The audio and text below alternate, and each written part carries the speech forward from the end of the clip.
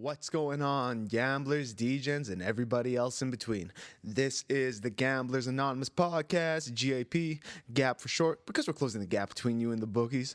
What's going on, everybody? I'm your host, good old ho, Saint JG, about to bring you those locks for this week. Sorry I wasn't here last week, but I'm back like the crack on your ass, and let's just get into last episode's recap. We started off last episode's NFL locks with Bears versus Vikings, and we had Vikings on the money line minus 185, and thank goodness we took them on the money line and not on the spread at minus 3.5, because they squeaked out a win in overtime after blowing an 11-point lead with 2 minutes left in the game.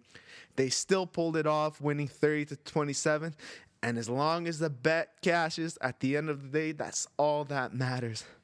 Second lock I had for you guys, Cardinals at Seahawks under 47 points. This was a no-sweat bet. Poetry in motion. Both defenses came to play. Seattle's defense actually scored more points than Arizona's offense with the Kobe Bryant pick six. Mamba mentality, baby. Beast mode. Hold my dick. Game ended 16-6 for the Seahawks, and that bet cashed too. The third lock, Max Crosby to record a sack minus 110. Unfortunately, we lost this one, but I've never seen a player cause so much havoc in the backfield and not get a sack. There was a 1 point in the third quarter. He beat the tackle easily and then just got shook by Bo Nix with a little hezzy. And he just couldn't get it done, so we ended our locks 2-1. And our to the moon, damn, Indy to score first came in, and that's where the journey ended to the moon. No touchdown for CD, and no Las Vegas win. But that was then. This is now. Let's get into this week's locks. Lock number 1, Bills versus Rams. I'm taking the Bills on the money line minus 185. If you are feeling really confident, take them on the spread at minus 3.5 or buy yourself a point and take them at minus 2.5. But just remember what happened between the Bears and Vikings. This Bills team is built different than past years, and same can be said about the Rams. Bills have the number 2 scoring offense, averaging just less than 30 points a game, and have the 6th best defense in points allowed with just under 19 a game. And they have the number 1 turnover margin per game, and they give their offense opportunities to score. And that's going to be very, very problematic for a Rams team that can barely put up more than 21 points and a defense that allows more than 24 a game against them. But I can see the Bills putting up more than 24 on this defense. Everything the Bills do so well on offense is going to be problematic for this Rams defense. Top 10 in passing yards, a game going up against a bottom 10 team in pass yards. And this Rams defense is severely missing Aaron Donald, because without him, they are one of the worst defenses in the league at stopping the run. And that's one of the Bills' strengths. Teams have been running it on the Rams almost 32 times a game because they can't stop them and allowing 144 to get dropped on them a game. Now they got to face a team with James Cook and Josh Allen running the ball almost 30 times a game for 130 with almost 2 tutties from running plays. And guess what? Even if they decide to throw the ball, it's not like they're going to sack him. This Bills line doesn't allow Josh Allen to get sacked. Only 3% of the time that happens. This Rams defense, just saying it, they're a bottom 5 team against 4th down conversions. And with Josh Allen at the helm under center, leading the way, no wonder this Bills team is the best team at converting on 4th downs. And when they're in that position, they're going to take it and they're going to score on it. Even when you look how these teams have played against each other in the past, Bills have won 5 of 6 in the last 3 when visiting the Rams at home. So what do you know? Lock it in. Bills money line minus 185. Lock number 2. Chargers at Chiefs. And I'm putting my money on under 43 points minus 110. divisional game, big time playoff implications, and two great defenses. Let me start this analysis off by saying Sunday night games this year, the under has come in 8 times, pushed once, and gone over a total of 4 times. But the games that didn't win over didn't have these quality of defenses.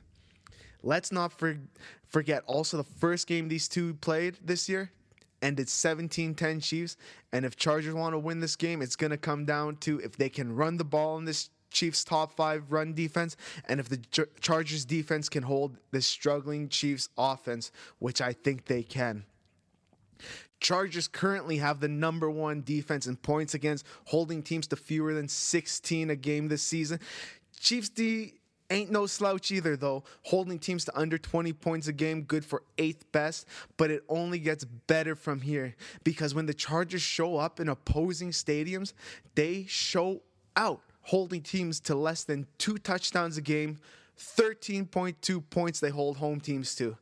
Now they're going up against a good offense, not a great one, but a top 15 offense, scoring 24 points a game at home. And Chiefs defense at home is also very, very problematic to opposing offenses, holding them to less than 19 in Arrowhead.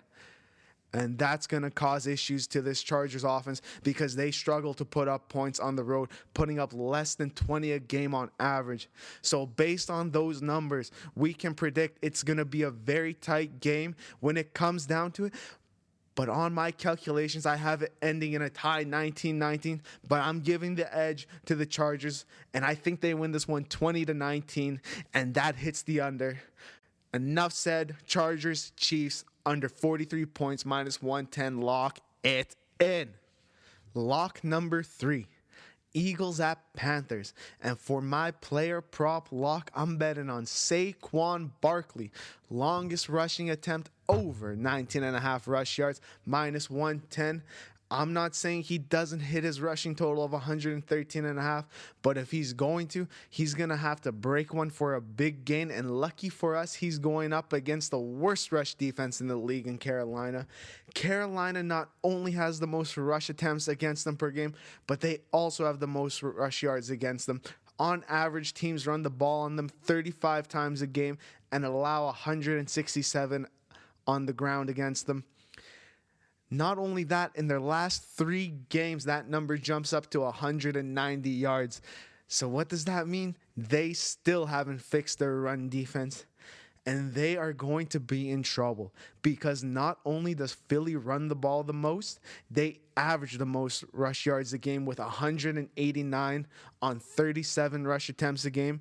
And all we need Saquon to do is break a 20-yarder. He's done it in 8 of 12 games this year and against much better run defenses than the Panthers. Now I'm only going to name the 7 running backs who have broke free for a 20 or more yard against the Panthers, and you can be the judge, jury, and executioner if you think they're better than Saquon.